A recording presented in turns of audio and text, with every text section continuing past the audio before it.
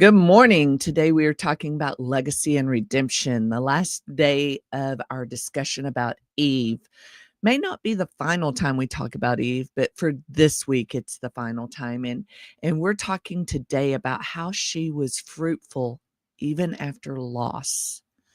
So I know quite a few people that have experienced loss. I myself have experienced loss.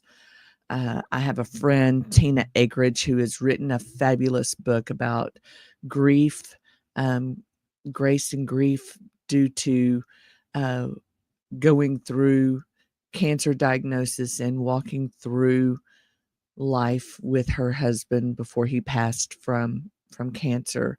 This morning on the Today Show, I believe they were talking about Chanel Jones' husband, who was such a faith-filled man who just passed away with his uh, uh, after his cancer battle, right? And knowing that type of loss, it can rock you back on your heels. It can take the wind out of your sails. It can really mess with what you're wanting to do with life. It can derail you, detour you, put you in a pit, basically. And so maybe I don't know the same kind of loss that Eve did, but right this morning I'm thinking of two moms in our area whose daughters just overnight decided to disappear. And the loss that those women are feeling right now, tempered with hope that we will be able to find them. I'm thinking of um, the soldiers this weekend, the wives and the children and the mothers and the fathers that were left behind by these soldiers that put their hand up to say, I volunteer. And, today I'm wearing my Remember Everyone Deployed shirt from the Veterans Ranch because those that deploy are putting themselves in harm's way. And whether they are deployed on a training mission like some of these other people are, they've signed their life away to say, I will lay it down for my fellow American. But those of us that did not sign that, if something happens to them, experiences the loss in such a great way, right?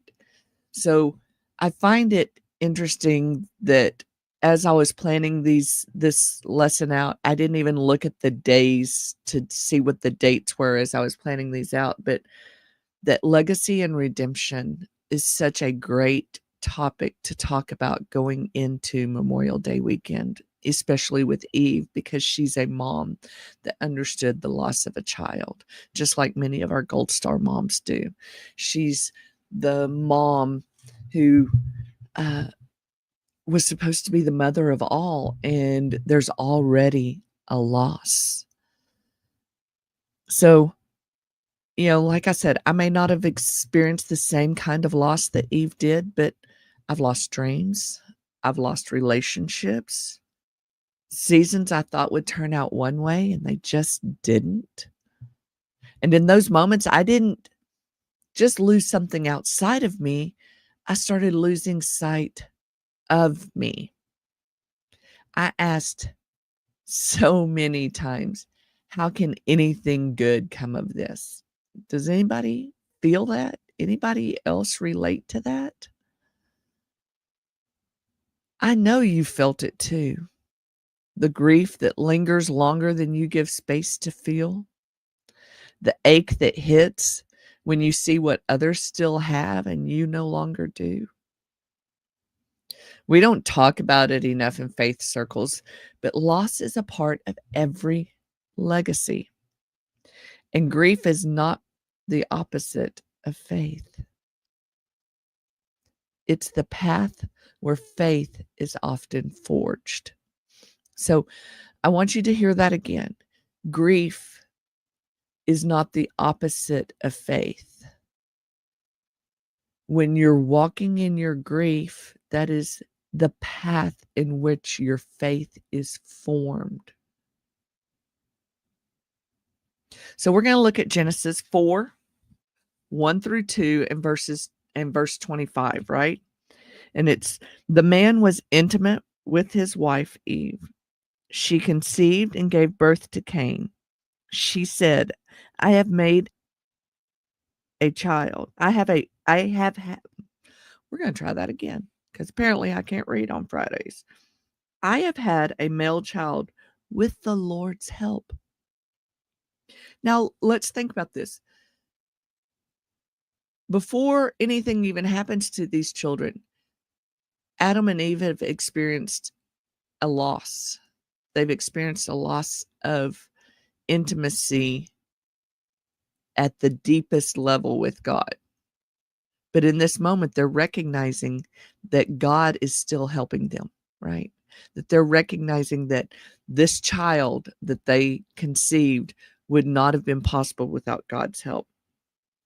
She also gave birth to his brother Abel. Now, Abel had became a shepherd of the flocks, but Cain worked the ground. And then in verse 25, it says, Adam was intimate with his wife again, and she gave birth to a son and named him Seth. For she said, God has given me another offspring in place of Abel, since Cain killed him. You know, I think we all realize that one child doesn't replace another child. And I don't think that's what the Bible's saying here. What I think the Bible is saying here is for Eve to be the mother of all living things, like we talked about yesterday, that Seth was a reminder that God had not forgotten his promise to her, that God had not forsaken her. With the help of the Lord, I have brought forth a man. God has granted me another child in place of Abel. Eve experienced unimaginable pain when Abel was murdered by Cain, right? I mean, just your heart aches thinking about that for any woman, any person. But God still mattered in the rubble of all that. He gave her Seth, whose name means appointed and granted. This wasn't a replacement.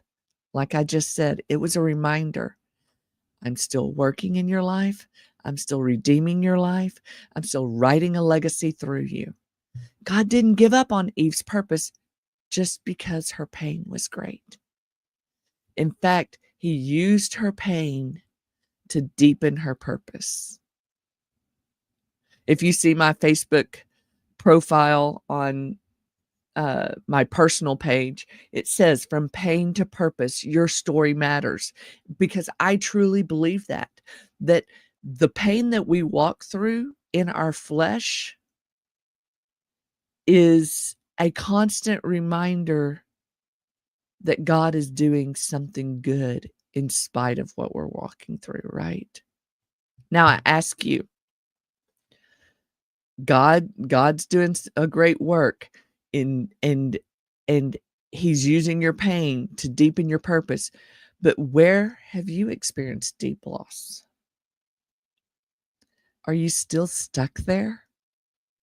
Are you still struggling there? Are you having a hard time moving on from that loss? What if God's not finished with your story there? You might feel barren, bruised, forgotten. But even now, God is planting seeds that will bear fruit, seeds that will speak life, seeds that will lead to a lasting legacy. So whatever loss you have experienced, lean in to those faithful walks with God in that season. You are still fruitful. You are still appointed. and you still have a divine purpose. I have a lady that I follow on Facebook. I have a couple of ladies I follow on Facebook. One of them's a friend, and the other one I haven't met in person, but we've chatted off and on Facebook. And they're both Gold Star wives. And if you don't know what a Gold Star wife is, they are wives of service members who were killed while serving our country. What's special about these two women are they both serve, their husbands both serve in the same unit as one of my fake kids. And we can talk about my fake kids another time. We won't talk about that today. You watch one of my funny reels and I'll explain my fake kids. But I have a deeper connection with them because of my fake kid, right? I helped this kid through junior high, high school. He's one of my son's best friends, was there when he went off to boot camp, was there when he did his graduation from his special forces unit, there for his wedding, there for so much of his life, right? He is one of our kids, even though we didn't give birth to him, even though we never claimed to be his parents. We just joined alongside his mom, helping raise him, right? But watching these two women find greater purpose in connecting with community in spite of being in the middle of so much grief.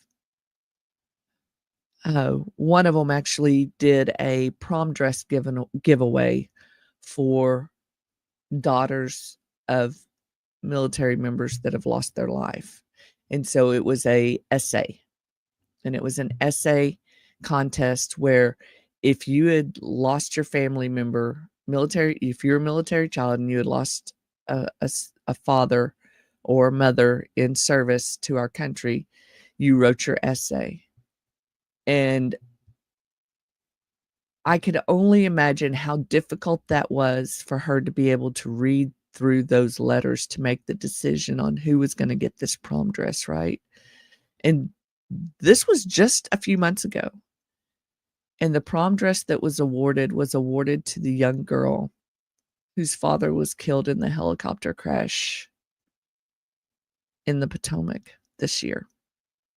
Talk about a fresh loss.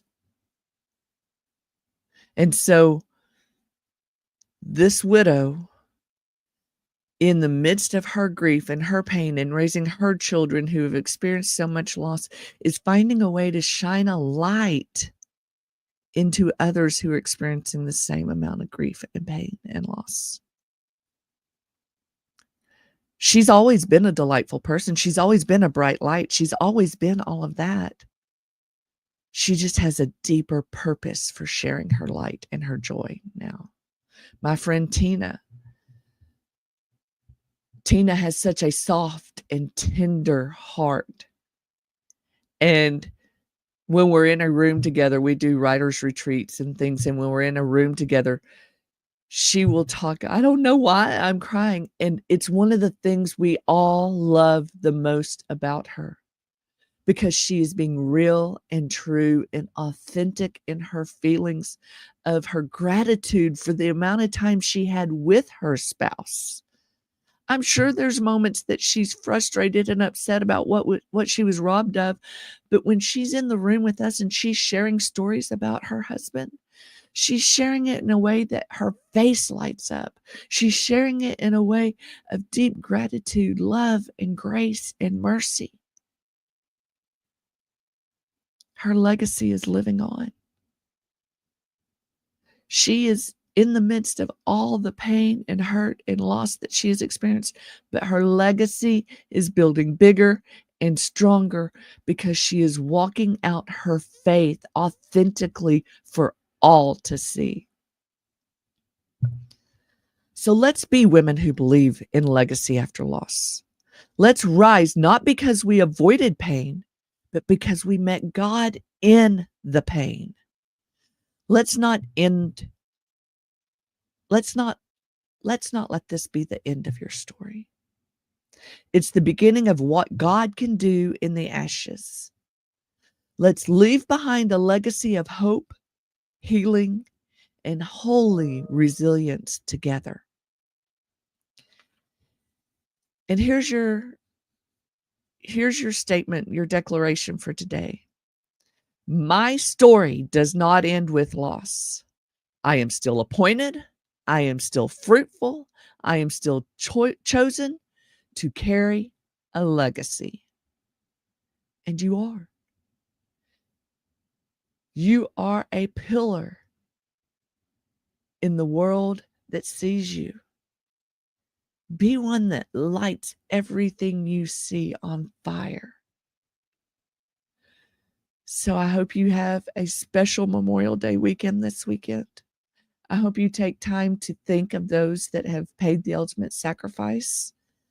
Remember, this is not about thanking veterans this weekend. This is about thanking those that have lost their loved ones, and also asking them, tell me about your soldier.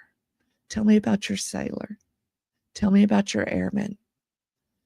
Ask them to tell you their stories, because those names never truly die until they've been spoken for the last time. It's a way you can help keep their memory alive.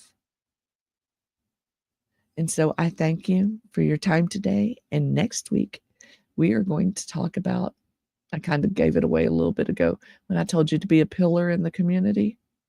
Yeah, we're going to talk about Lot's wife next week. So we're going to talk about the wantings and the cravings that led to her destruction.